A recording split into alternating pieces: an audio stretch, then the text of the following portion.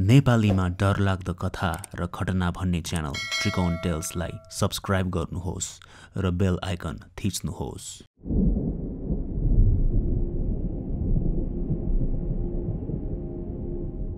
भनिन्छ कि कतिपय ठाउँहरूमा अलौकिक गतिविधिहरू निकै जागरुक हुन्छन्, निकै आक्रामक रूपमा चलिरहेका हुन्छन्।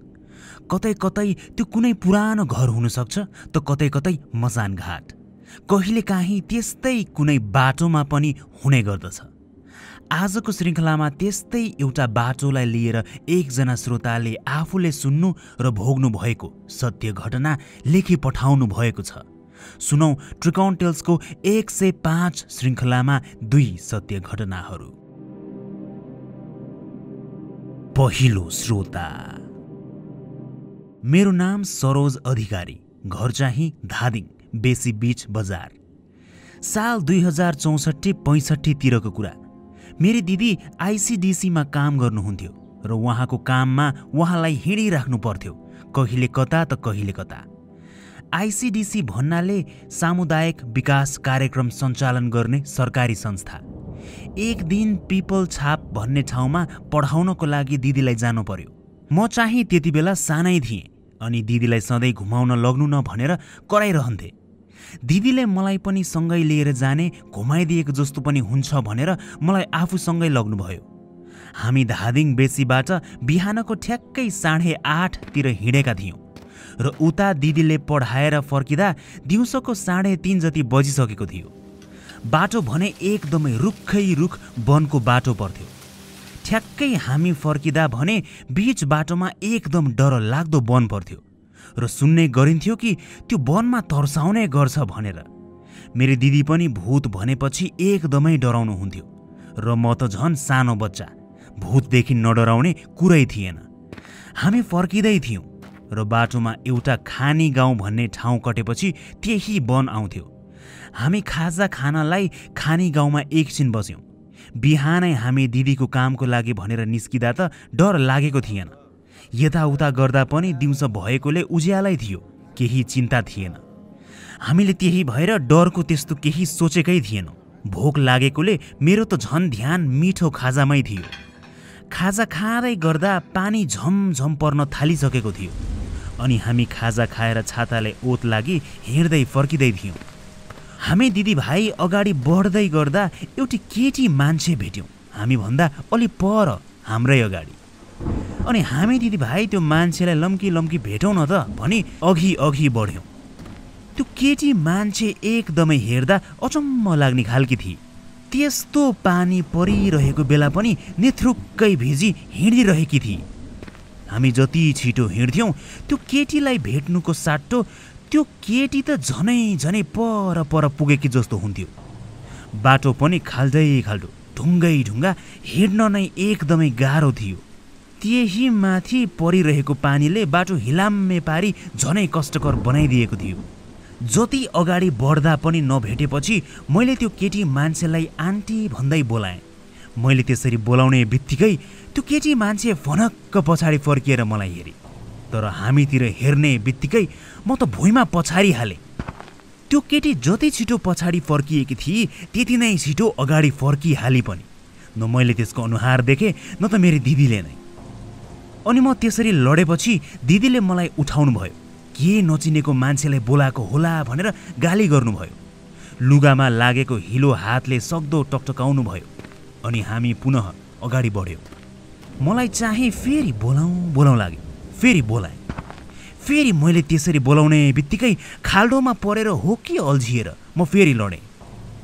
डरलाग्दो भनिएको वन आइसकेको थियो अनि त्यसरी पानी परिरहेको बेला बिना छाता लिई एक सुरले हिँड्दै गरेकी केटी अझ म लडिरहेको तरिका देखेर दिदीलाई चाहिँ डर लाग्न थालिसकेको रहेछ। भूत हो कि भनेर भनौँ भने आफूसँग भएको सानो भाइ डराउने भएकोले दिदीले केही नभनी चुपचाप भाइलाई सँगै लिएर आफ्नो पाइला अघि बढाइरहनु भएको थियो। त्यस्तै त्यस बीच बाटोमा पर्ने वन आधा कटेपछि भने त्यो अगाडि हिँडिरहेकी केटी जसलाई मैले देखिरहेको थिएँ, जसलाई मेरी दिदीले देखिरहनु भएको थियो, त्यो एक्कासी गायब भई।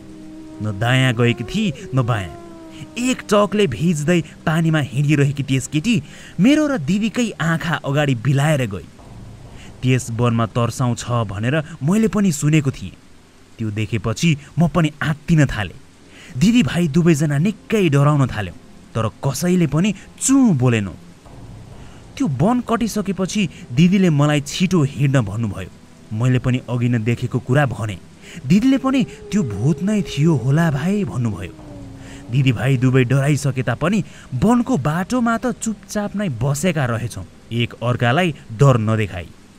मलाई निकै गरेको जस्तो हुन थालिसकेको थियो। हट्टाकट्टा केटाकेटी, तर एक्कासी जिउ भारी भएर आइरहेको थियो। घर आइपुगेपछि त म साह्रै बिरामी परिहालेँ। तर दिदीले हामीले देखेको कुरा घरमा कसैसँग गर्नु भएको थिएन। मलाई पनि नगर्नु है भन्नुभएको थियो। सायद भूताहा वन हो भनेर थाहा हुँदा हुँदै पनि दिदी भएर भाइलाई त्यस्तो अवस्थामा पारेकोले पश्चाताप भएर पो हो कि? दिदीले घरमा कसैले पनि भन्नु भएन। मलाई घरबाट अस्पताल पनि लिएर जानुभयो। कति औषधि खाएँ, तर ती औषधिहरू कुनैले पनि काम गरेन। म त्यसरी बिरामी परेको 2 हप्ता जति भइसकेको थियो। मलाई त्यसरी निको नै नभएको के भएको पनि डाक्टरले पत्ता नै लगाउन नसकेपछि दिदी आत्तिन थाल्नुभयो। अनि दिदीले घरमा सबैजनालाई सबै कुरा सुनाउनु भयो। अनि त्यसपछि दिदीले पनि गाली खानुभयो, त्यस्तो कुरा पनि लुकाउने हो भनेर। घरका मान्छेहरू चाहिँ डराएर लामाकोमा तुरुन्तै मलाई लिएर जानुभयो। अनि लामाले झारफुक गर्दै गर्दा मलाई भन्नुभयो, तिमीले जसलाई बोलाएको थियो त्यो कुनै केटी मान्छे थिएन बाबु, त्यो त किचकण्डी थिए। घरको सबैजना सदस्य र मलाई हेर्दै लामाले भने। त्यो सुनेपछि त म झसङ्गै भएँ। दिदी पनि आत्तिनु भयो। घरका सबैजना आत्तिनु भएको मुखमा छरपष्टै देखिन्थ्यो।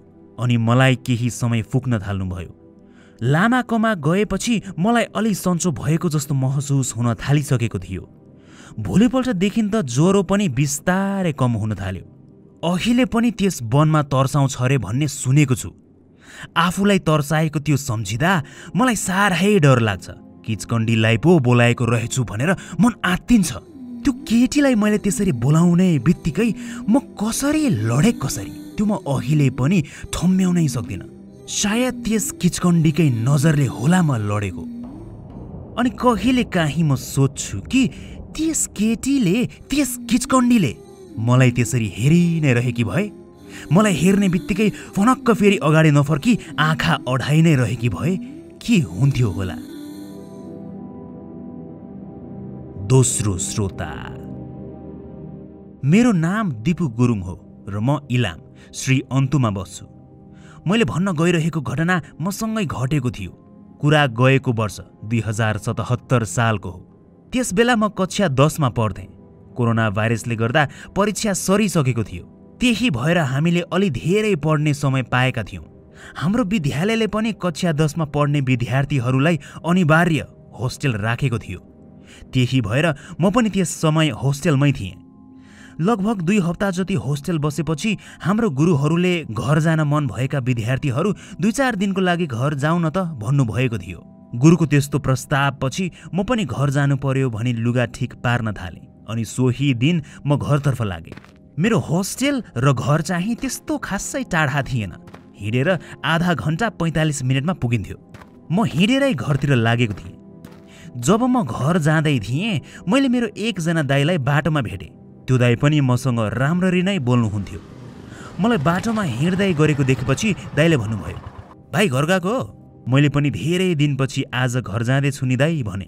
दाइ चाहिँ मोटरसाइकलमा हुनुहुन्थ्यो। अनि दाइले भन्नुभयो, म पनि तिम्रै घर भई तल जान लागेको, आऊ सँगै जाउँ। मैले पनि किन हिँडेर कष्ट गर्नु, दाइसँगै जान्छु बरु भनी उहाँको मोटरसाइकलमा बसेँ। दाइले मलाई मेरो घर अगाडि नै छाडिदिनु भयो। मैले दाइलाई धन्यवाद भने अनि दाइले पनि के कुरा गरेको भाइ, आफ्नै भाइ जस्तो छौ तिमी भनी तल बाटोतिर लाग्नुभयो। अनि म चाहिँ घरतिर लागेँ। त्यस दिन घरमा रमाइलो भयो। धेरै पछि होस्टेलबाट आएकोले सबैजना दङ्ग पनि हुनुहुन्थ्यो। अनि कोरोना भाइरसको कारण भएको बन्दहरूले सरेको परीक्षाको बारेमा कुरा गरियो। भोलिपल्ट बिहान सबैलाई भने एउटा साह्रै नरमाइलो खबर आयो। त्यस हिजो मलाई घरसम्म छाडिदिने दाइको त मोटरसाइकल दुर्घटनामा मृत्यु भएछ। त्यो खबर सुनेर साह्रै नै नरमाइलो लाग्यो, डर लाग्यो पनि। अनि म झसङ्ग भई सम्झिन थालेँ। अघिल्लो दिन मलाई बाटोमा भेटेर घर पुर्याउँदा दाइले मोटरसाइकल निकै तेज गतिमा हाँक्नु भएको थियो।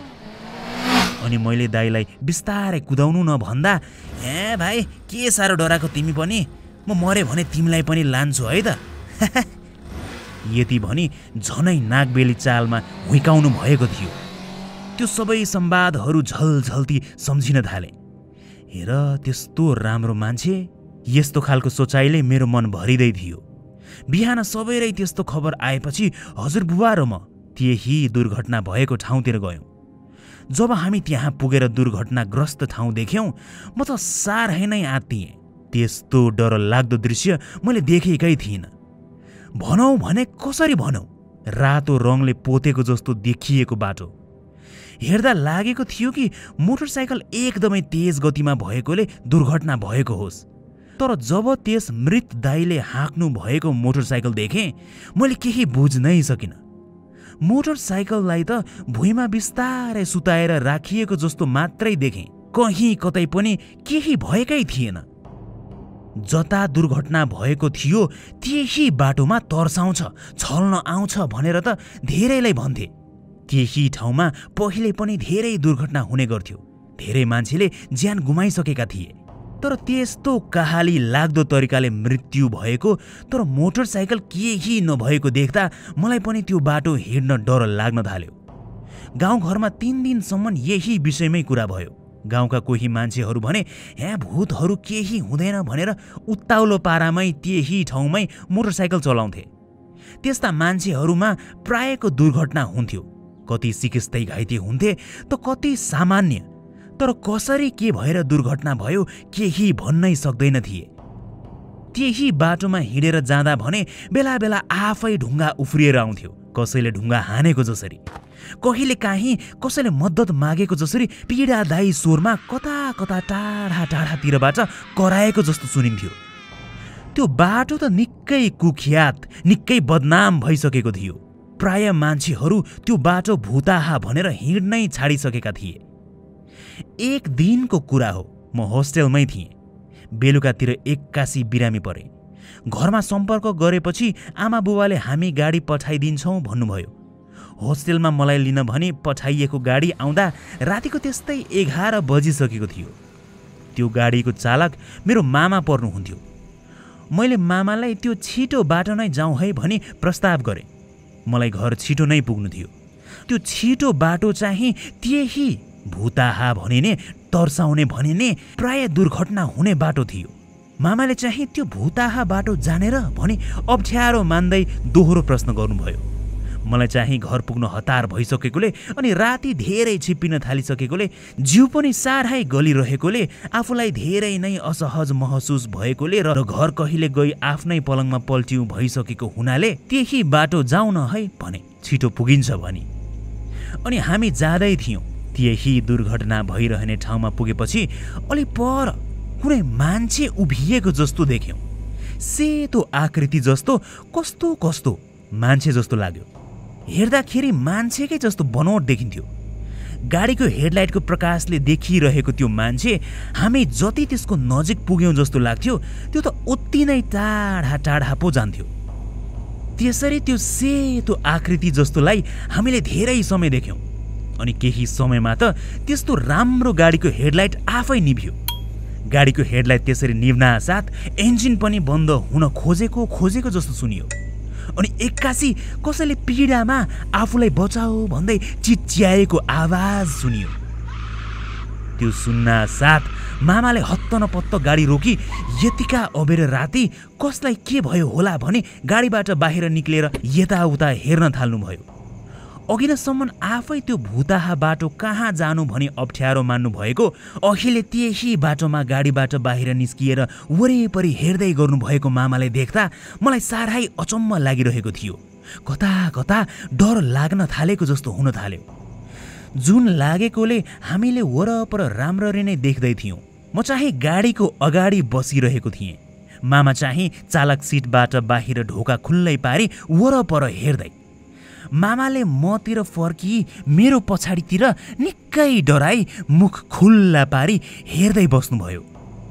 मैले पनि पछाडि फर्की मामाले कता हेर्दै हुनुहुन्छ भनी हेर्दा अलि पर एउटा मान्छे जस्तो देखेँ। कुनै दुर्घटनामा परि मरेको मृत शरीर जस्तो थियो, तर उभिरहेको, अङ्गभङ्ग भएका थिए। शब्दमा भन्दा पनि डर लाग्छ।